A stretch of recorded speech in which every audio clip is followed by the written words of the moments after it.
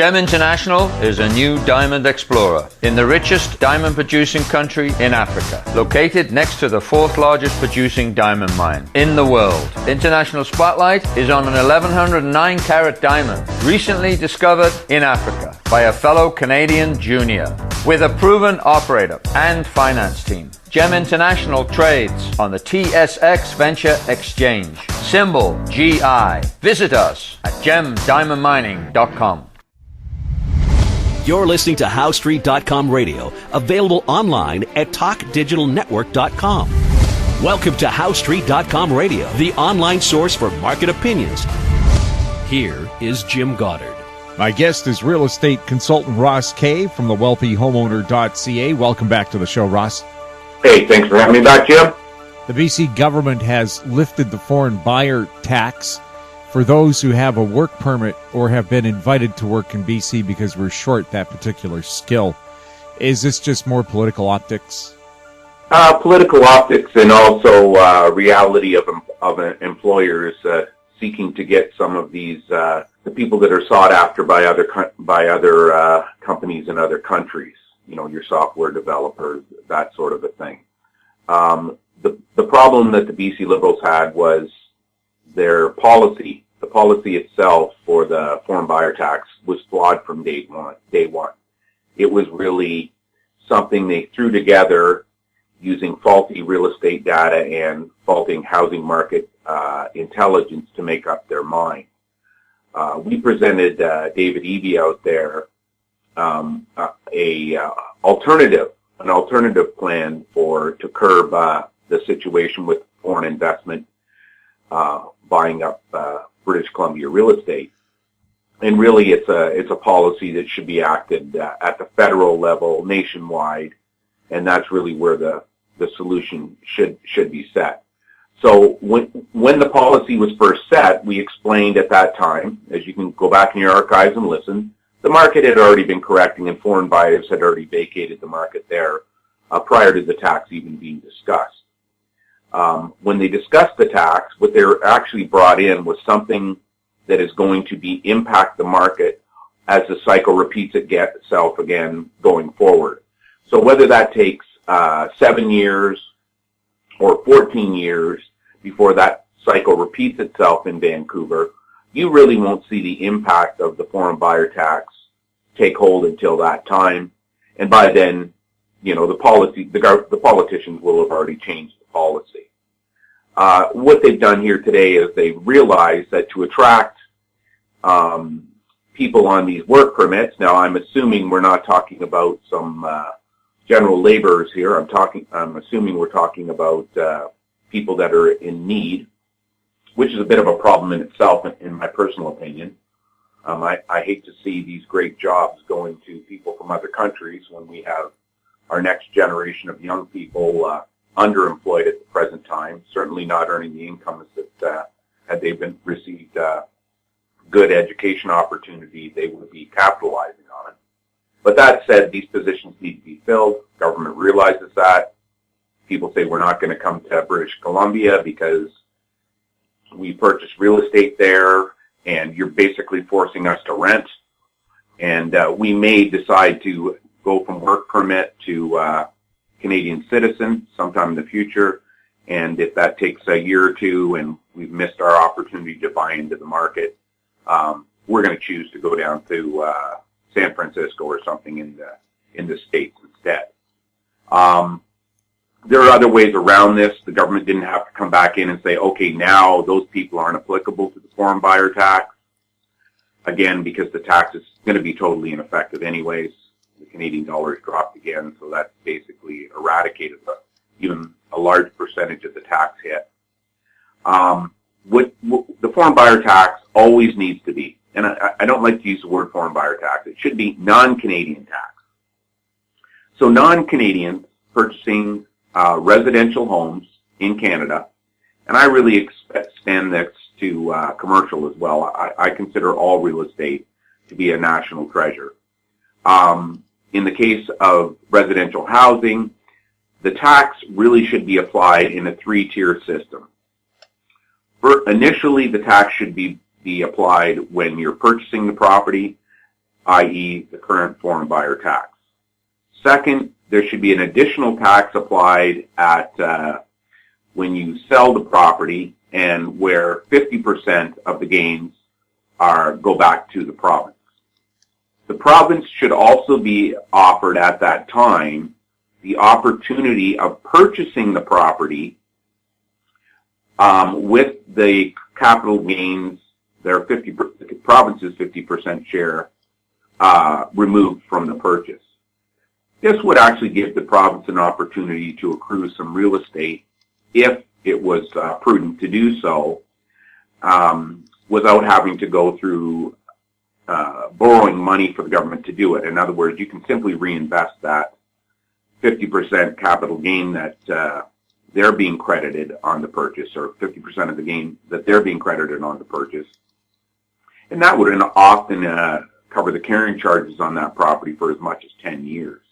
So it would give the province an opportunity to improve affordability, or certainly add some rental stock if they so desire.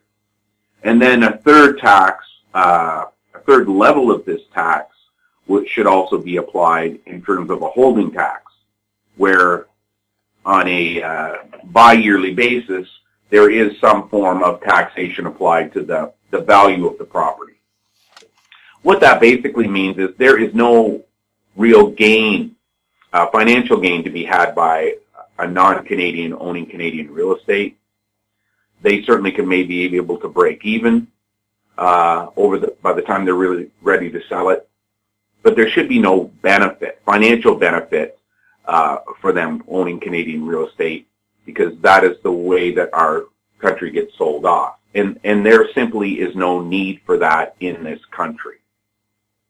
What's different about Canada and the United States is we don't have any vacant homes in Canada, other than your vacant homes in Vancouver.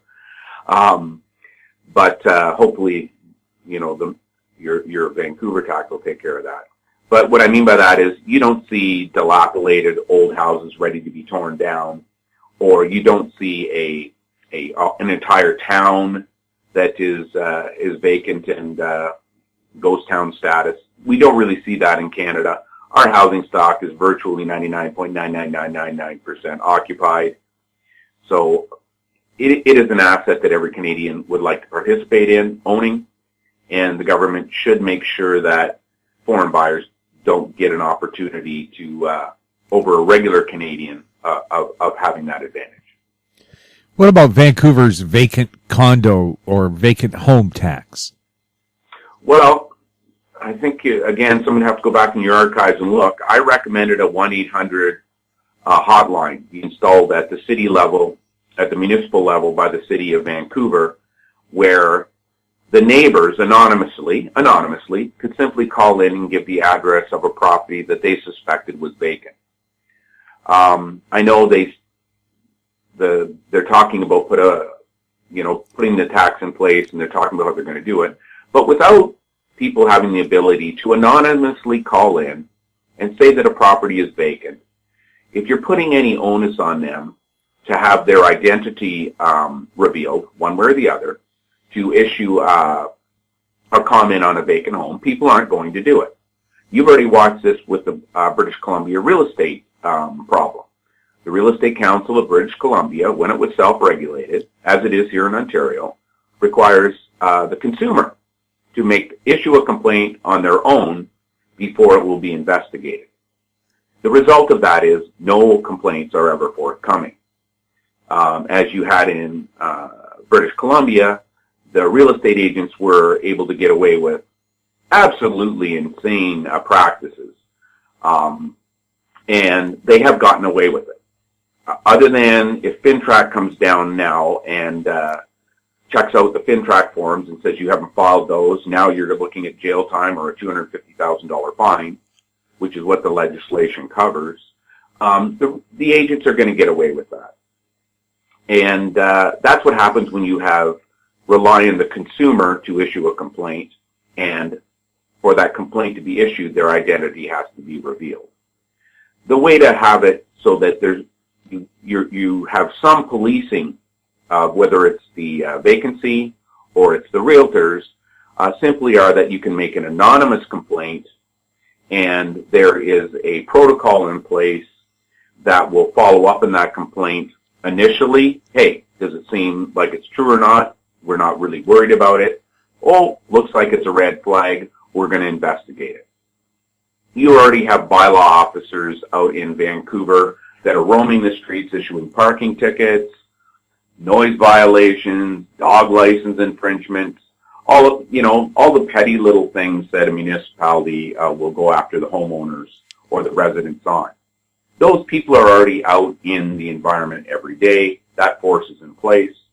The 1-800 hotline for vacant reporting simply goes to the bylaw officer working in that community, simply drives the car by, looks for any signs of the property being vacant, maybe even could track it for a couple of weeks to see if it's legitimate or not, and then someone at the city does a thorough follow-up so that there's no tax dollars wasted in the investigation up until that point. In other words, only investigating something that seems legitimate or reasonable, and from that you're expecting to get the municipality some tax revenue with the tax.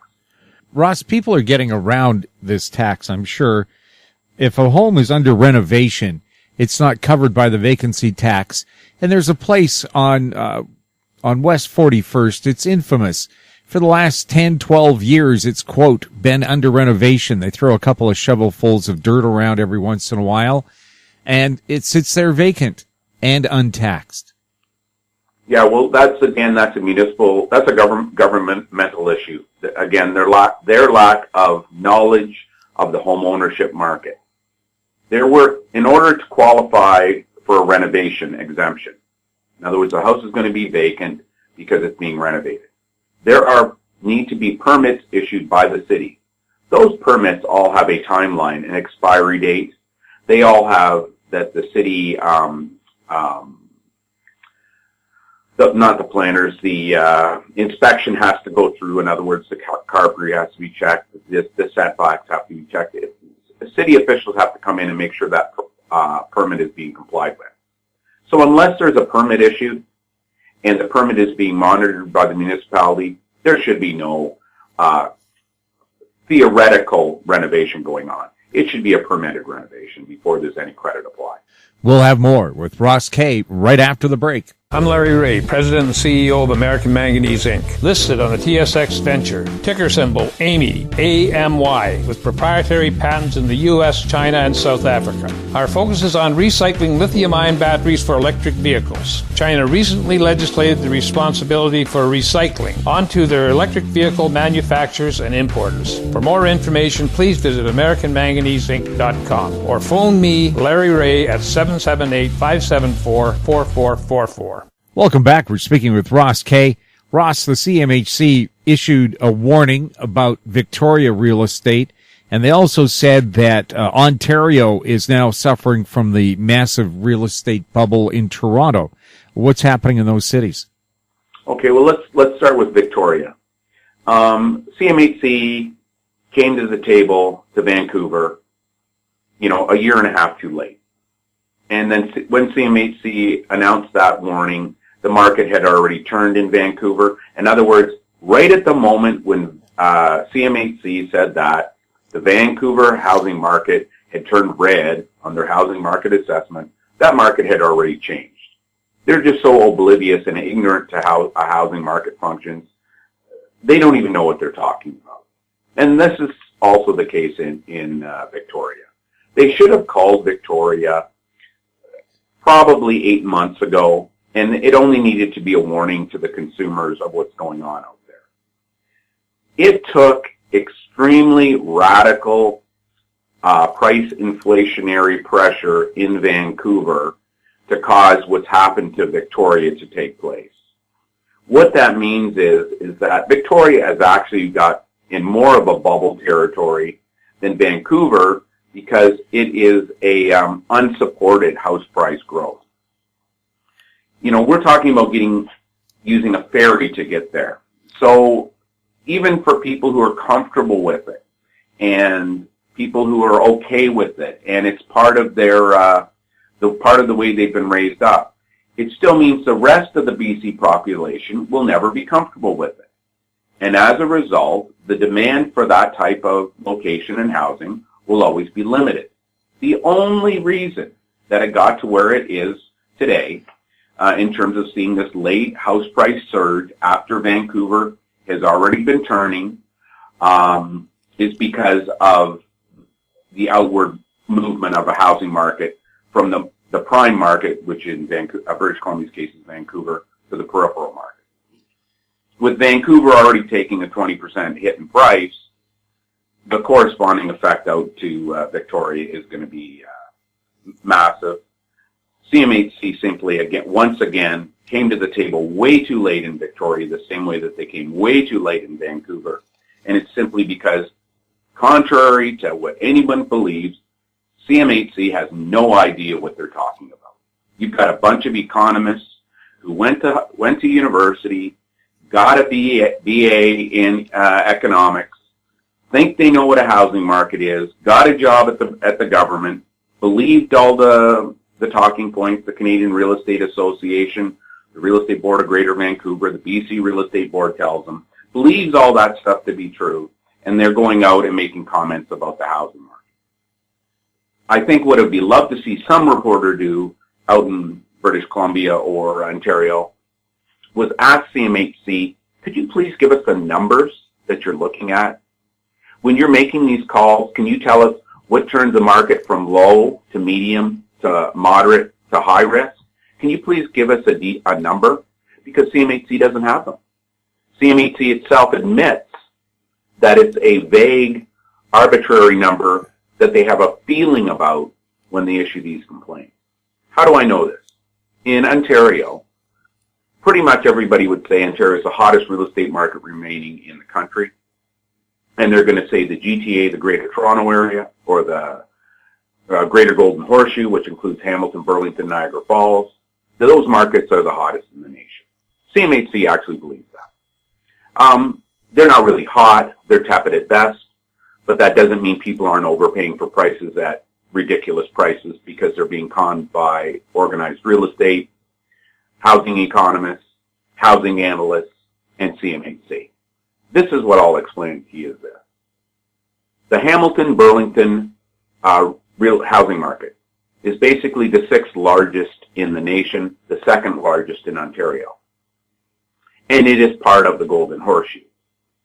Last year, 2016, all around the Hamilton-Burlington market, from Oshawa to Toronto to Guelph to Kitchener to Niagara Falls to St. Catharines, all the way around it, all of those markets posted sales gains last year, sometimes as much as 20%. In other words, they've been claiming that 20% more homes sold in some of those communities than others. What they haven't told anybody is that the Hamilton-Burlington market posted a 10% slide in sales during 2016. A 10% slide. Our clients knew about this back in March and April, and our clients who live in Burlington and Hamilton, they know this is the fact, and they've watched it happen.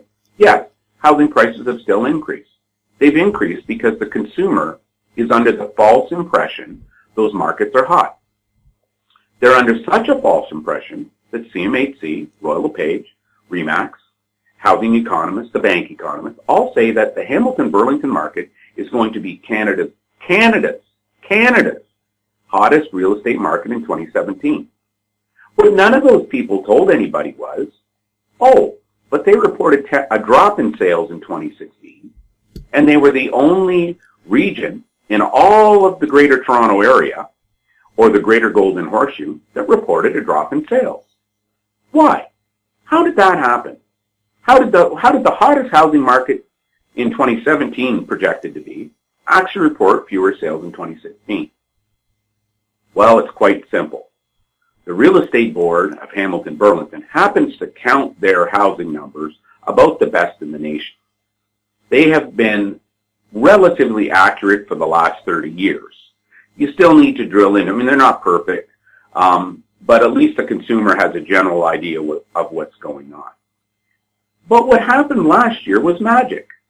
All of a sudden, Hamilton Burlington reported fewer sales than they did in 2015. And then the Canadian Real Estate Association, for the first time in history, over 30 years, went back and cut down the 2015 sales that they had counted for the area. They actually dropped the 2015 number by 633 sales. It was almost 5% they cut it back. That had never, ever happened before. Those numbers had always remained exactly the same. That was the real estate board my family was part of. Magically, within 2 years of me leaving that board, in other words, there's a K no longer a member of that board, all of a sudden they're reverting back to sales counting practices used by all the other real estate boards in Canada. And they downgraded 2015 sales, so the drop in sales in Hamilton and Burlington in 2016 didn't look as bad as what it really was. Even Korea couldn't hide it. There was still a 5.2% drop in sales. The truth is, there was a 10% drop in sales. How did that happen? How could only one place in all of the Golden Horseshoe have lower sales? Well, it's simple. The Hamilton-Burlington board is not impacted by for sale by owners to the same degree that all the other regions in the province are. Now, there's a reason why that happens. I'm not going to get into it here. It's a long, drawn-out story with MLS rules and regulations and how real estate companies, what boards they join. To make a long story short, the Hamilton-Burlington board simply hasn't had their sales boosted by counting for sale by owners and mere postings like all the other boards in Ontario have been suffered. By the way, Vancouver, British Columbia, Kelowna, your numbers are all inflated because of for sale by owners and mere postings being counted, the same way that they were in Calgary and Edmonton in 2014. What that means is these records you hear about, they simply are a fictitious record. It would be like you starting to count apples and all of a sudden adding the oranges in at the same time and saying, oh, the number of apples we have has increased by 10%. Well, you better tell everybody you're counting oranges too, because that record is not really a record. That's exactly what's happened in the Toronto market. So we will know the Ontario market is going to be driven more by consumer behavior than Vancouver was, because Vancouver's correction was immediate. You know, we're talking a 60-day correction of 19.7%, which you're going to hear about here in Vancouver in BC in about another 4 days, when the real estate board is finally going to get caught lying for the last 6 months, or misleading anyway. It's misleading for the last 6 months. But in Ontario, because of the magnitude of the correction in Vancouver, which will carry over into the national average selling price, that could be the tipping point. Again, as we had mentioned on your show, way back in May, for the national correction to roll out, and we're just simply waiting here for what's going on. Again, we'll know months in advance of what's going before anybody else hears about it, because the numbers you hear today are really a result of the market the way it was back in September. Vancouver is going to prove that in another 3 days, where the 20%, 19.7% correction we told you about way back in September is finally going to get reported here in British Columbia in January. That's just how delayed the sales numbers work. Ross, thank you so much for chatting with us, and we'll check in with you in a week. Thanks a lot, Jim. My guest has been Ross Kay, real estate consultant from thewealthyhomeowner.ca. You're listening to HoweStreet.com radio. Find us on YouTube, on Talk Digital Network, on Twitter at Talk Digital Net. Questions for the show can be sent to info@HoweStreet.com. I'm Jim Goddard.